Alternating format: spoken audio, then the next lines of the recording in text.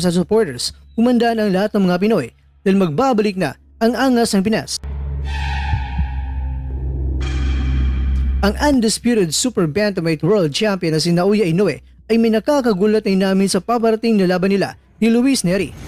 Luis Nery, ayaw niyang matapos ang laban na simple lang dahil gusto niya na madugong laban at knockout dapat ang sasapitin ni Inoue sa kailang paparating na laban yung May 6, 2024 sa Tokyo Dome sa Japan. Ito po ang mga nilalaman ng ating kwentuhan, kaya tara, kwentuhan na!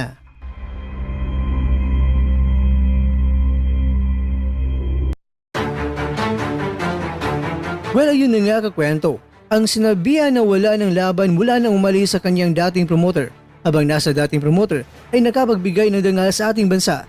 Dahil kasama na dyan ang pagiging former 3 Division World Champion. Kaya lang, medyo kahit pambili ng mamahaling cellphone ay hindi nila kayang nagawa kahit ilang malaban na ang kanilang nadaanan.